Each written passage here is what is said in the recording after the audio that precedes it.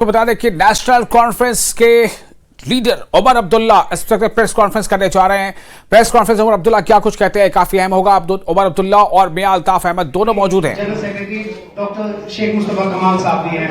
अब मैं उमर साहब को रिक्वेस्ट करूंगा कि वो अपनी स्टेटमेंट करें, उसके बाद जो भी आपके सवाल हों। I don't need that. सबसे पहले तो मैं आप सब मीडिया के दोस्तों का शुक्रगुजार हूं कि बहुत शॉर्ट नोटिस पे आप यहां आए और इस प्रेस कॉन्फ्रेंस में आपने शमूलियत की। अनंतनाग लोगों की ये एक बदकिस्मती रही है, जब कभी ऐसा लगता है, और ये मैं पिछले चंद सालों के हवाले से बात कर रहा हूं, जब जब उनको लगता है कि नेशनल कॉन्फ्रेंस का पलटा भारी है या एस्टैब्लिशमेंट का कैंडिडेट जो है वो इलेक्शन हारने जा रहे हैं, तो किसी न किसी बहाने इलेक्शन को पोस्टपोन करने की कोशिश की जाती है।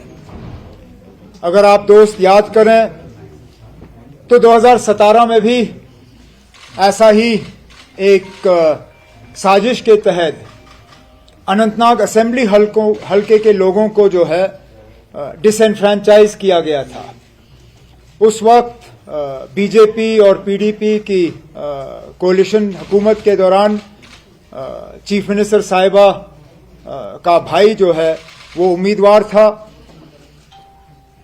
इलेक्शन हारने के चंद दिन पहले इलेक्शन कमीशन के साथ एक साजिश रचा के अनंतनाग असेंबली हलके के इलेक्शन को जो है लास्ट मोमेंट पे पोस्टपोन किया गया, और वो दिन और ये दिन उसके बाद वहां इलेक्शन हुआ नहीं। कुछ दिनों से हम ये खबरें सुनते आए हैं कि बीजेपी और उनके जो पार्टनर पार्टीज हैं वो एडमिनिस्ट्रेशन के साथ, इलेक्शन कमीशन के साथ मिलके दोबारा जो है इस तरह की साजिश रचाने पे सोच रहे हैं, और बहाना ये बनाया जाएगा कि मुगल रोड जो है, मुगल रोड में जो है वहां चलने फिरने की जो है वो हालत ठीक नहीं है।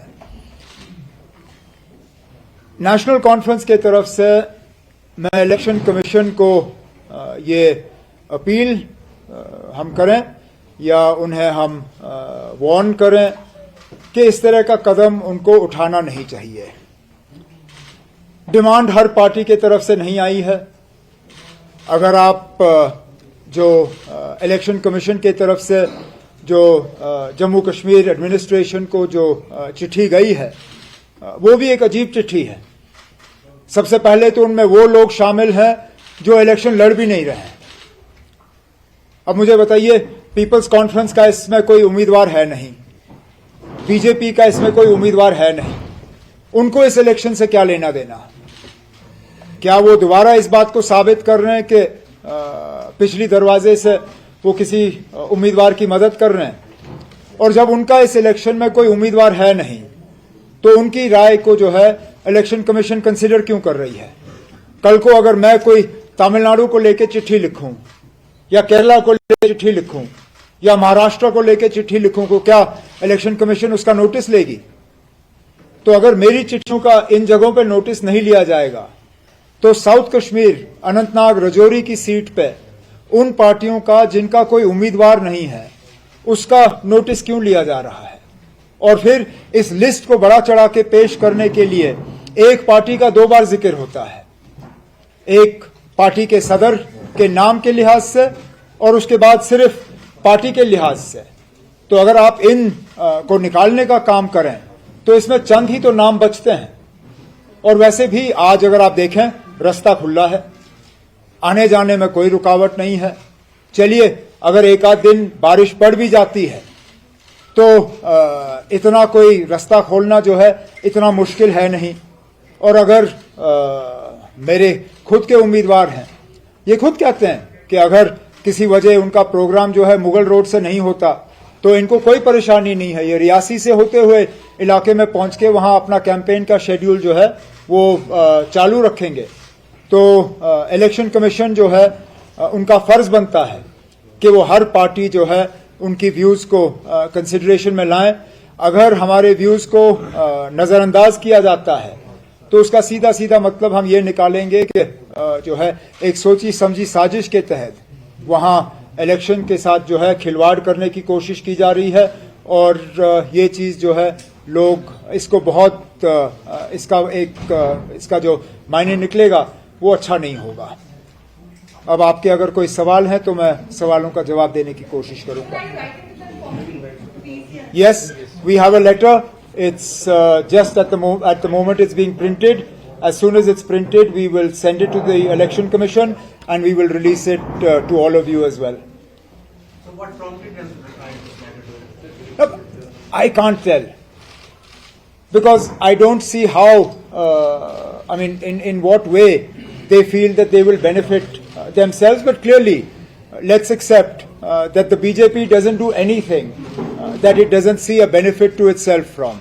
The fact that all its subsidiary parties are included in this list, including those parties that have not fielded candidates in this election, tells you everything you need to know as to why this conspiracy against the voters of Anantnag Rajouri Parliament constituency has been hatched. But we will, as a party, take a very dim view of a decision that postpones this election. There is absolutely no need to postpone the election, even if, for some reason, the Mughal Road closes for a few hours.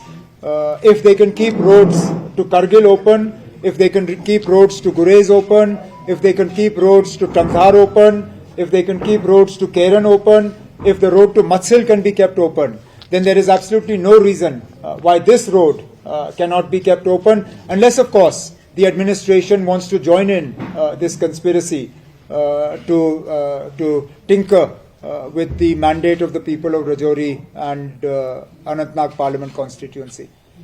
पर peoples conference में यहाँ पे की थी request अपनी party से हमें यहाँ पे नॉर्थ कश्मीर में सपोर्ट किया जाए, और उन्होंने वहाँ पे इनको सपोर्ट किया है, मतलब अपनी पार्टी के कैंडिडेट को। कैसे आप उनके उस देखते हैं उस चीज को जो उन्होंने यहाँ पे? मैंने ये पहले भी कहा है, फिर दोहराऊंगा, मेरी लड़ाई जो है किसी एक फर्द या किसी एक तंजीम के खिलाफ नहीं है।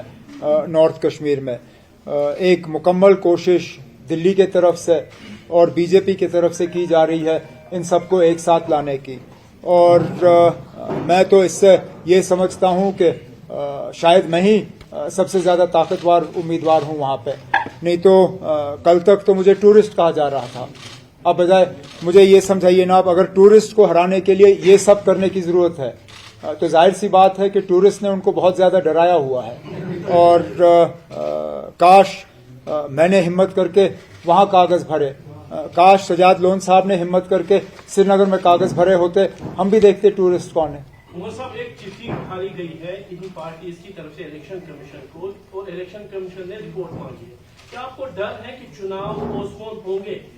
ना, ये इस तरह का जो हम देखते हैं ये पहली बार नहीं हो रहा है, और आप देखें जैसे कहा गया था ना, क्रोनोलॉजी समझ लीजिए, आप क्रोनोलॉजी समझिए।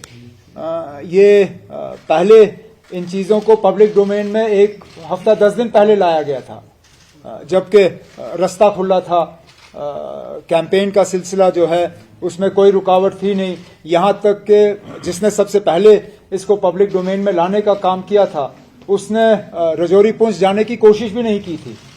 यहां घर बैठे बैठे सबसे पहले सोशल मीडिया के जरिए अपील की थी कि इलेक्शन जो है वो पोस्टपोन होना चाहिए। और आप देखिए ना, अब ये लोग किन से मिलके ये सारा कुछ कर रहे हैं। बीजेपी अपनी पार्टी जिनका कोई उम्मीदवार, पीसी जिनका उम्मीदवार इस मैदान में है नहीं, उनके तरफ से इस तरह का अपील करना, उससे शायद आप ये समझ सकते हो कि इलेक्शन कमीशन पे बहुत ज्यादा दबाव बनाने की कोशिश की जा रही है।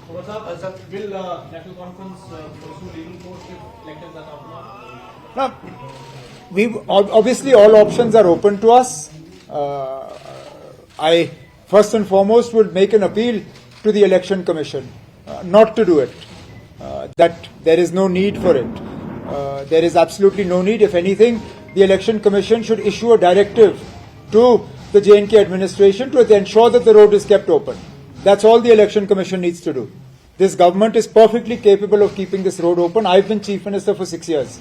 I know what our capabilities are. I know how capable our R&B department is. I know the machinery that we have. I know the manpower that we have. I know that there is absolutely no reason that the Mughal Road cannot be kept open at the end of April. If this was January or February, yes, I myself would have had concerns about our ability to keep this road open, but not at the end of April. That said, if the Election Commission chooses to ignore what we are saying, then we will consider the option of going to court as well. National conference अगर आपका हो गया ना? Sir Amit Shah ने एक बार फिर राहुल गांधी को कहते हुए कहा है कि अगर वो पर्सनल लॉ को प्रमोट करते हैं तो शरिया कानून होगा, तो किस किस्म का जो सेक्युलर कॉन्स्टिट्यूशन देश करेगा? ना, फिलहाल तो सेक्युलर कॉन्स्टिट्यूशन को ही तो खतरा है, इसीलिए तो हम इंडिया ब्लॉक के तरफ से ये इलेक्शन लड़ रहे हैं। हम चाहते तो हम भी अकेला ये इलेक्शन लड़ते, नहीं लड़ रहे हैं, क्योंकि हमें मालूम है कि इस मुल्क के सेक्युलर कैरेक्टर को कितना खतरा है, और हमें डर। और आपने ये हमारे मुंह से नहीं सुना है, आपने बीजेपी के कुछ सीनियर लीडरों से सुना है कि अगर उनको 400 सीटें मिली तो वो मुल्क के आईन, जिस तरह होम मिनिस्टर साहब तकरीर कर रहे हैं, उनका इशारा इसी तरफ है। उमर साहब, कल अगरवाला साहब ने कहा कि तो बहुत तंग किया गया है, जगह जगह पे रोका गया है, क्या इस तरह की दूसरे कैंपेन में आप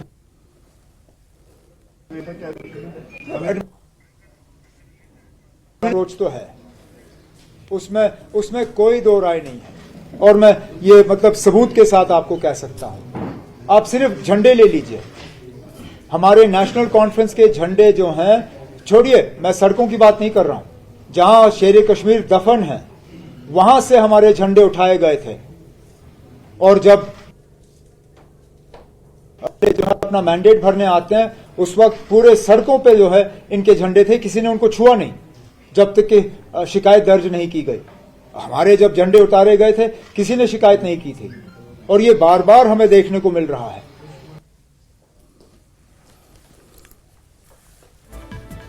तो उमर अब्दुल्ला प्रेस कॉन्फ्रेंस कर रहे हैं, सवालों का जवाब दे रहे हैं, इस तरह के कदम और इस वक्त जो खदशात का इजहार किया जा रहा है नेशनल कॉन्फ्रेंस की तरफ से, और कुछ देर पहले महबूबा मुफ्ती जो पीडीपी की सदर है, उन्होंने भी ऐसे ही किसी खदशे का इजहार किया था। उनका कहना है कि अगर ये तारीख मुअक्कर होती है तो ये ठीक नहीं होगा।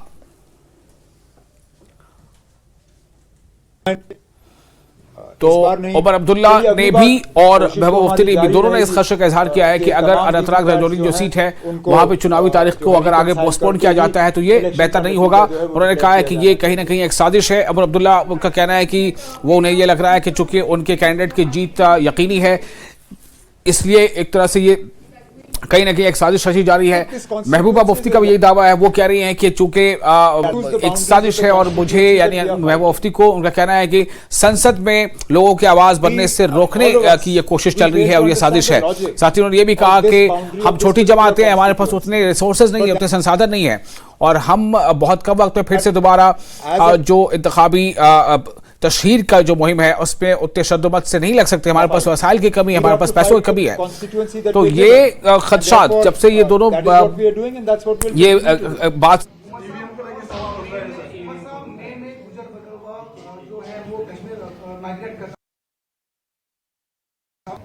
महबूबा मुफ्ती ने भी यानी पीडीपी ने भी इस खदशे का इजहार एक तरह से दरख्वास्त कर रहे हैं कॉन्फ्रेंस में कि ऐसा फैसला न लिया जाए। बहुत बड़ा तबका हमारी आबादी का जो है उनको डिसएनफ्रेंचाइज किया जाएगा।